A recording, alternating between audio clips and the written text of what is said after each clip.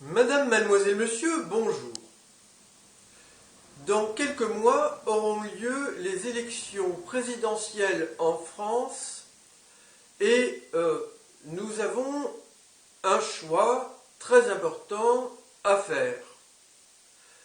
Je vous informe que je ne souhaite pas voter, même si cela me peine, car je pense que ce qui se passe en ce moment est très grave et qu'il ne m'est pas indifférent que telle ou telle personne occupe le poste de président de la République française. Cependant, je suis convaincu que le système constitutionnel actuel n'est pas suffisamment bon pour répondre à l'ensemble des problèmes graves que nous nous posons. Et c'est la raison principale pour laquelle je ne souhaite pas participer à cette élection. Alors, je souhaite me prêter, comme beaucoup de personnes à la radio, mais ici sur ma chaîne YouTube, à cette sorte de jeu sérieux qui consiste à dire « moi, président » et quel est le programme que je propose. Toutefois, je souhaite au préalable vous dire que ce sujet est tellement vaste que je renonce ici à le développer complètement. Et je reconnais bien volontiers que je n'ai pas non plus les connaissances qui me permettent de répondre aux innombrables questions auxquelles un candidat sérieux devrait répondre, sachant que l'administration française est un monde, si je puis dire entre guillemets, qui est extrêmement complexe et qui demande, j'en ai bien conscience, des études approfondies. Néanmoins, nous traversons depuis des décennies, et je me souviens quand j'étais très jeune, j'avais 5 ans, 6 ans, 7 ans, qu'il y avait déjà des crises sociales, ça n'a pas arrêté. Donc, nous traversons des périodes plus ou moins tendues sur le plan national et sur le plan international, et je ne me souviens pas avoir vécu une période très stable de tranquillité sur tous ces plans. Alors, j'ai 52 ans, voyez le nombre d'années que cela représente. Et à chaque élection présidentielle, nous avons un sauveur. Je caricature un peu, mais c'est presque cela. Et puis, nous quittons, presque à chaque élection, mais pas toujours, quelqu'un que nous avons élu comme un sauveur, mais qui nous a déçus. Ainsi, allons-nous d'illusion en désillusion et de désillusion en illusion. Donc, il faudrait, à un moment donné, que chacune et chacun, à tous les niveaux de la société, toute personne adulte, fasse un travail de réflexion approfondie. Car nous ne sommes pas heureux.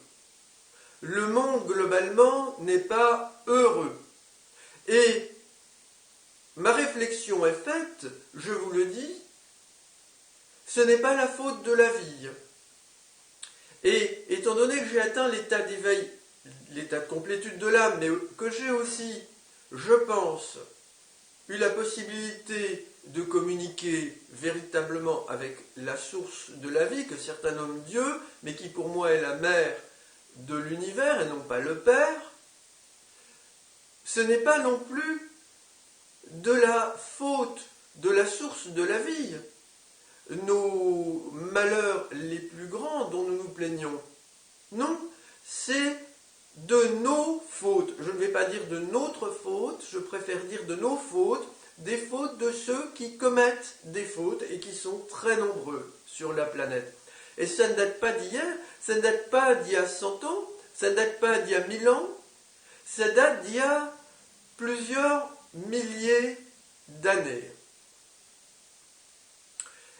Et nous n'avons toujours pas réussi à traiter complètement cela. Mais nous avons beaucoup avancé quand même, je tiens à le souligner, dans certains domaines. Et il m'est difficile d'être juste, il m'est difficile d'être exact quand je dis nous, parce que ensuite il faut examiner les choses au cas par cas. Mais quand on fait le tour de la planète, je veux citer un exemple, par exemple, la résolution des conflits, des différends entre des groupes humains, se fait très souvent, depuis longtemps, sur toute la planète, par des guerres. Ça, c'est pas du tout la faute de la source de la vie, Dieu. C'est pas du tout la faute de la vie. C'est quelque chose qui existe au sein de l'humanité depuis longtemps, qui c'est pas la faute de l'espèce humaine non plus. Nos gènes n'ont rien à voir avec ça, ce qui ne veut pas dire qu'il n'y a pas de violence du point de vue génétique, et il faut l'assumer, je dirais, cette violence. Ça ne veut pas dire qu'il n'y a pas une certaine dureté, mais quand certains parlent de la violence en l'être humain,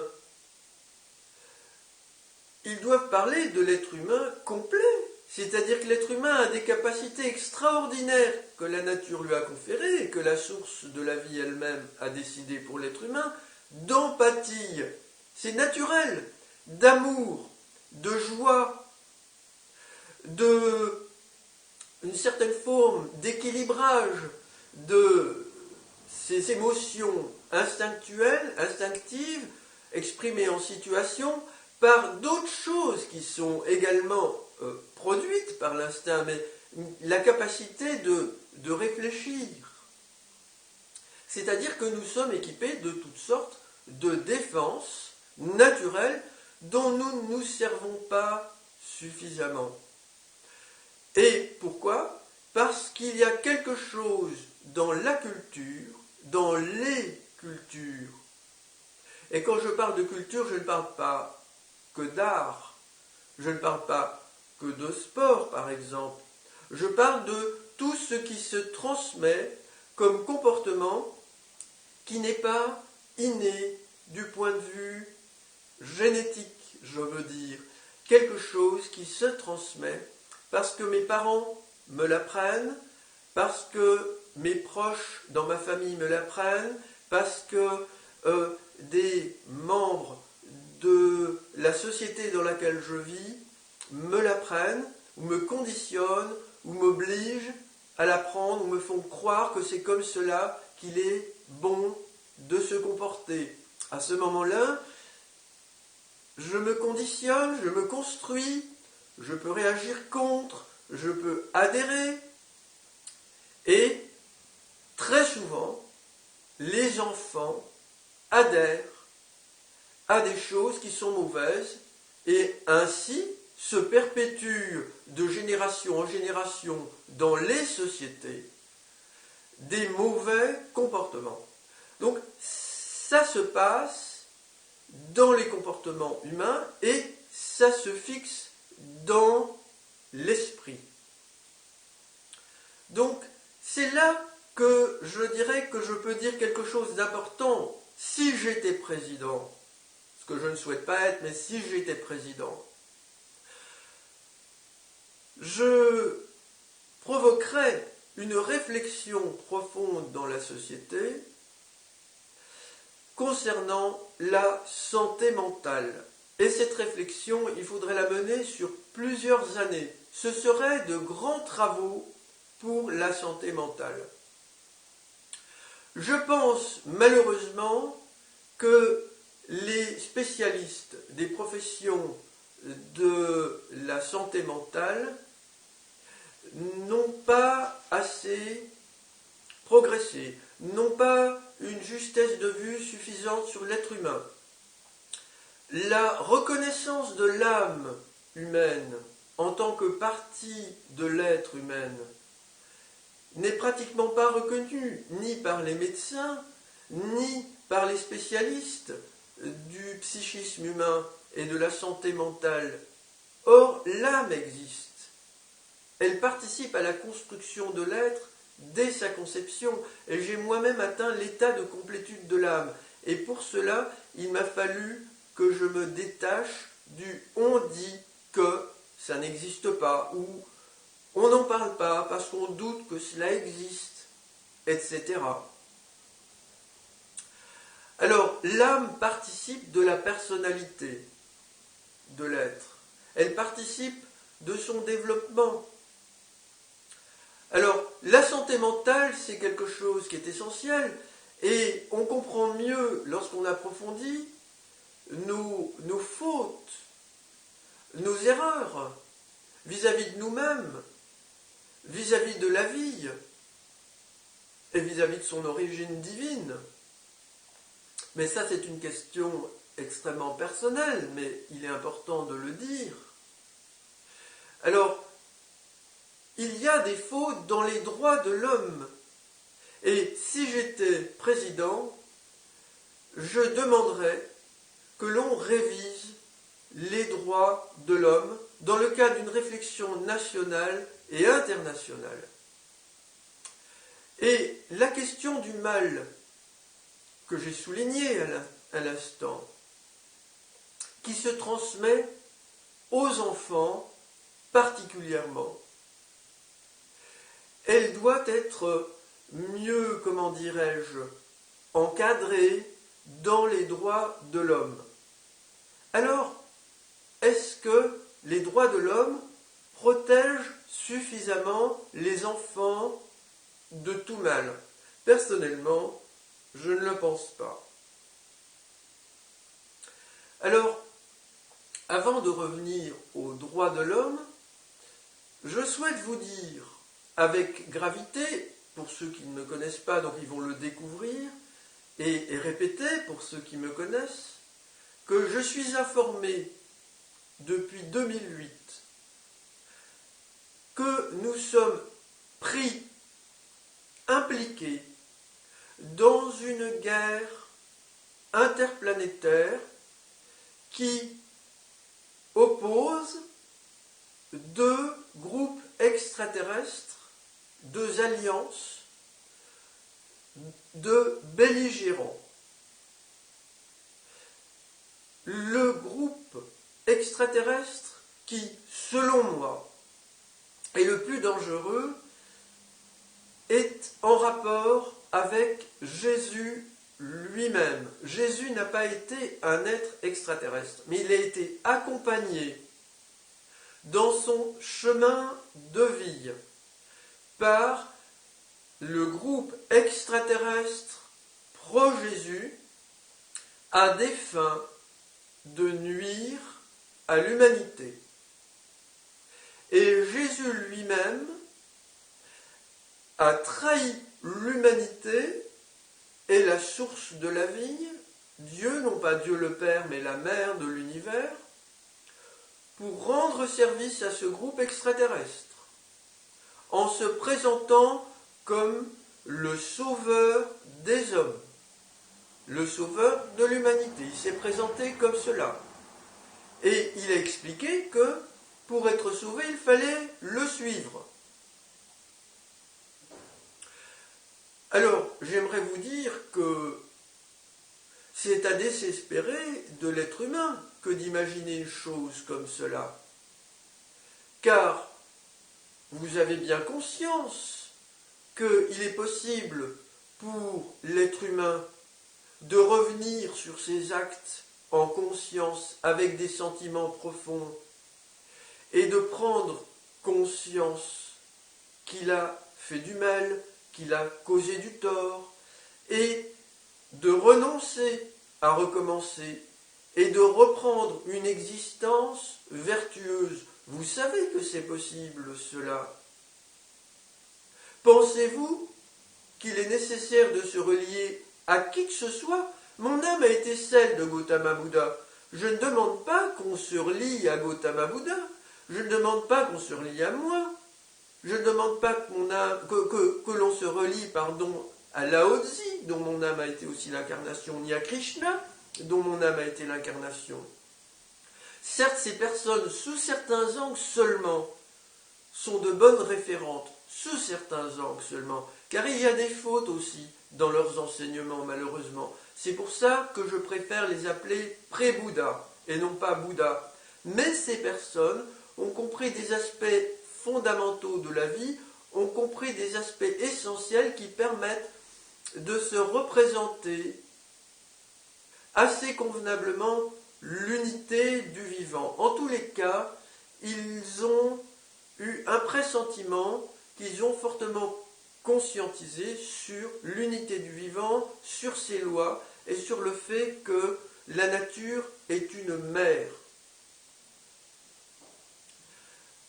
Alors, en ce qui concerne cette invasion extraterrestre, cette guerre extraterrestre, c'est ici et maintenant, et dans les décennies qui viennent, que l'issue principale, selon moi, peut se jouer. Nous avons un choix à faire, je pense, collectivement, mondialement, un seul choix. Nous ne pourrons pas en faire 2 ou 3. Soit nous choisissons le groupe extraterrestre pro-Jésus, soit nous choisissons le groupe opposé au groupe pro-Jésus, soit nous choisissons de refuser les uns et les autres. Et cela est ma position personnelle. Et je tiens à vous dire que si j'étais président, je défendrais cette position. Et que si le peuple français le refusait majoritairement, je démissionnerais. Alors, c'est la seule position qui, selon moi, permet d'espérer, et je ne dis pas être assuré, mais espérer de façon optimale la tranquillité par rapport à ces présences. Et cette tranquillité, elle passera nécessairement par un travail douloureux. Et je le dis avec compassion, mais je veux le dire avec fermeté, c'est un travail nécessaire. Il va falloir assumer ce qui est dit dans les textes apocalyptiques, ce qu'est la notion de Messie. Moi, personnellement, je désapprouve pour moi-même cette notion-là, qui a été employée, je crois, dans la prophétie concernant Kalki, parce que j'explique que je suis Kalki. Sachez que je condamne certains aspects de cette prophétie qui sont excessivement violents, dans lesquels je ne me reconnais pas, et que je ne me prends pas pour un messie. J'assume une fonction en rapport avec mon âme qui est de vous avertir, de vous prévenir, de vous apporter autant que je le peux certaines formes de soutien, mais aussi de vous attaquer, de manière que j'estime convenable du point de vue du vivant. Voilà, donc j'essaye d'assumer une fonction qui est très difficile dans un contexte de déni collectif très grand à propos des présences extraterrestres. Et pourtant, il faut lire, je vous invite à le faire, dans Top Secret Magazine de ce mois-ci, numéro 88, le témoignage, page 14, dans le courrier des lecteurs, de Salia, qui se dit victime d'agressions extraterrestres et qui demande que l'on en parle. Alors personnellement, moi je n'ai pas de peine à l'entendre, cette personne, mais trop de personnes l'ont, et si j'étais président de la République, je lancerais immédiatement un plan d'urgence pour venir en aide aux personnes qui sont victimes ou qui se disent victimes de présences extraterrestres, sachant que dans le domaine, nous avons énormément à apprendre et il nous faut former des spécialistes. Mais les témoignages de personnes se disant victimes ne doivent pas être rejetés par avance. Il faut beaucoup de prudence, de respect et d'amour, et j'ai envie de dire, pour venir en aide à ces personnes qui vivent cela avec une certaine forme de détresse dans une société que je condamne dans l'ensemble pour le rejet qu'elle a de ces questions qui sont très graves. C'est une des raisons pour lesquelles je suis fâché après une grande partie de la population française. Et d'autres personnes dans le monde, je dois le dire également. Alors courage à celles et ceux qui sont victimes, courage à ceux qui mènent ce combat médiatique, juste, nécessaire, pour venir en aide aux victimes et nous libérer de ces emprises extraterrestres et de ces pouvoirs pour lesquels vous votez, vous citoyens français, alors qu'ils sont informés depuis plusieurs années maintenant, notamment par moi, de ces menaces extraterrestres. Mais tout président de la République française est informé des présences extraterrestres, depuis au moins le général de Gaulle. Alors, stop à la complicité dans les urnes entre, d'un côté, les gens de pouvoir, puis d'un côté, les gens citoyens qui ne veulent pas qu'on parle de ces choses-là, qui trouvent que c'est ridicule, etc. Je vous dis zut à tous ceux qui niaient cela. Vous allez payer. La justice, vous allez le vivre. J'espère que vous allez le vivre. Nous allons avoir des lois sur les victimes des extraterrestres. Nous allons avoir des lois pour encadrer le problème, la question des présences extraterrestres. Et j'ai mis en ligne une pétition pour interdire aux Français les contacts avec des extraterrestres. Pensez-vous que c'est insensé? Mais il y a des scientifiques actuellement qui espèrent ces contacts. Vous les payez avec votre argent. Et le comble, c'est qu'il y a des présences extraterrestres que ces scientifiques nient, qui nous menacent, qui font des victimes.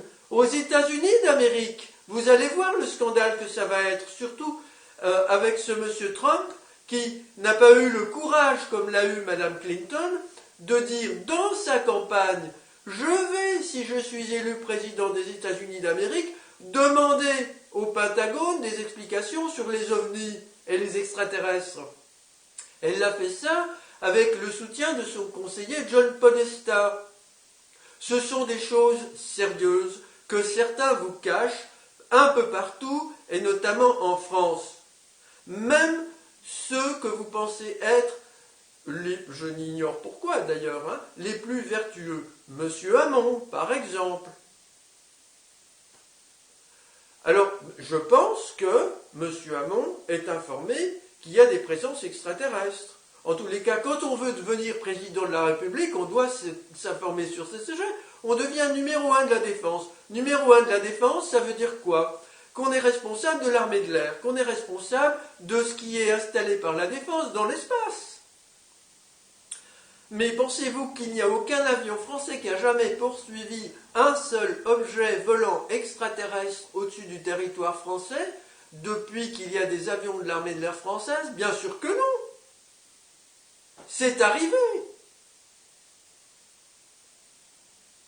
Alors quand on devient président, on doit savoir ça. Donc moi, si j'étais président, j'organiserais les choses pour que la population le sache et que l'armée cesse ses cachotteries à ce sujet. Mais l'armée, le numéro 1, c'est le président de la République.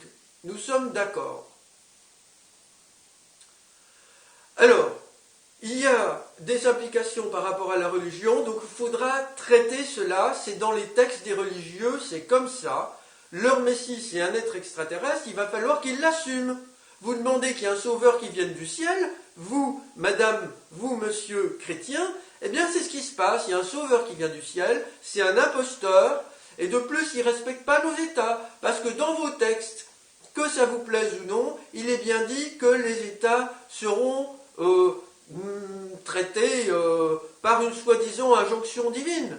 Mais quand on prie un faux Dieu, je vous le dis comme je le pense, c'est un faux Dieu, bon ben, on se retrouve avec des complications, éventuellement. Donc, stop, il faudra traiter ça avec le plus de calme possible, il faudra le traiter. Maintenant, la protection des enfants, j'y viens, les droits de l'homme ne protègent pas assez l'enfant par rapport aux croyances. La croyance en Dieu, c'est pas quelque chose qui s'appréhende comme ça facilement. Vous avez tous été des enfants, vous les adultes ou jeunes adultes auxquels je m'adresse spécialement là maintenant.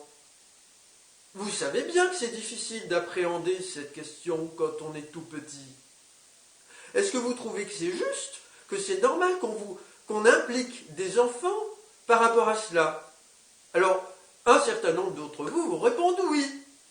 Eh bien, du point de vue du vivant et du point de vue de la source elle-même, Dieu, avec laquelle, je rappelle, j'ai communiqué, c'est une faute très grave. Et c'est très simple à comprendre. Si vous dites non, c'est parce que vous ne voulez pas le comprendre. C'est très simple à comprendre.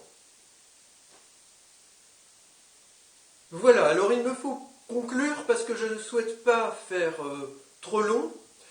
Il y a d'autres sujets très importants qui me touchent particulièrement, et si j'étais président, j'organiserais une réforme en profondeur de la justice afin que la prison soit remplacée par autre chose qui permette aux personnes qui ont fauté de vivre en liberté, mais en même temps de réparer ou dédommager telle ou telle, la société, l'État. Il nous faut développer une approche pleinement empathique et humaine au sens profond du terme de la justice. La punition ne fait pas partie du sens personnel que j'ai de la justice. La punition, pour moi, c'est une perversion. On dédommage, on répare, on exprime des sentiments sincères de regret, mais on ne punit pas le fautif. On le condamne, bien entendu.